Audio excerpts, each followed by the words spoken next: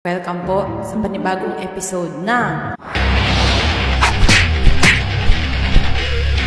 Kumpisalon.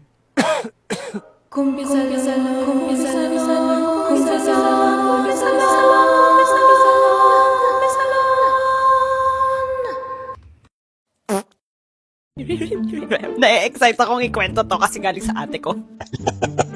To perspective po ng ate ko. 32 years old na ako and nangyari ito nung same condo kami ng mga kapatid ko. Context lang guys, lagi kasi talaga ako nagko-constipate. Struggle sa akin ng pag-e-evac, bata pa lang ako.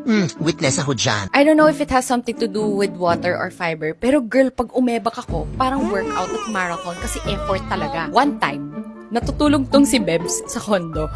Then bigla siyang ginigising ng panganay namin kasi nagbara daw ang toilet bowl. Naaalala ko pa. Galit na galit ang panganay kasi daw bakit nagbara. Bakla, share ko lang. Ganito kasi yung konteksto nun. Hindi kasi ako sa natulog ko. Galing ako Pampanga noon tapos lumuwas ako pa Manila tapos agad-agad natulog ako. Tapos ginigising ako ng kuya ko. Hindi ko alam bakit. Ano sabi niya? Bebs, ikaw ba yung tumae dun sa banyo? Bakit barado? Ganon, as in galit na galit talaga yung kuya ko. Inis na inis ako nun kasi kakagising ko lang, kakauwi ko lang, tapos agad-agad yung galit yung bubungad sa akin. Tapos sabi ko, kakauwi ko lang, di pa ako tumatae dyan ha. Tulog ako kagad. Continuing the story. Ayaw maniwala ng kuya ko. So para sure, tinawagan niya ako. Tinatanong kung ako ba yun. Nandun ako sa part na pinag-iisipan ko kung magsasabi ba ako ng totoo o hindi. Pero naawa kasi ako kay Bebang. And you know, time is the ultimate truth teller. Buti na lang sinabi niya yung totoo. Ako na naman ang blame. Alam niyo naman, yung bunso ang laging blame sa lahat.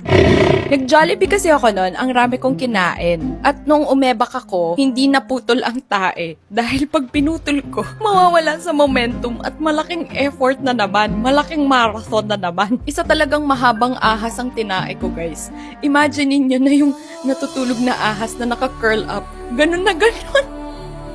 Ayun, finlush ko at di ko na-realize na nagbara. Sakto, may trabaho ako noon at nakatakas ako sa pag-unclog. In the end, kuya ko na lang ang nag-unclog. At bilang dabunso, hindi ko tinulungan ng kuya ko noon. What an inspiration! Ate Skits, number 1, kumain ka na maraming fiber, please lang. At uminom ka na maraming tubig, para naman lumambot na yung tae mo. Number 2, pakiputol na po ang tae nyo next time. Kunwari, umebak kayong ganyan. Kapag kunwari, medyo mahaba-haba na siya ng konti, gawin niyo to sa wet packs nyo. Para maputol yung tae. Contract nyo siya. Para hindi magbara, sis. Yun lamang po ang mga kailangan nyong gawin para hindi na po maulit. Salamat, Ate Skits, sa inyong kumpisal. Lagi po kayong welcome dito sa kumpisalon. Kung meron po kayong mga kailangang i-confess, kayo mag-alala, isend nyo lang po dun sa Facebook group ko yung link na sa TikTok bio. Got it! Bye!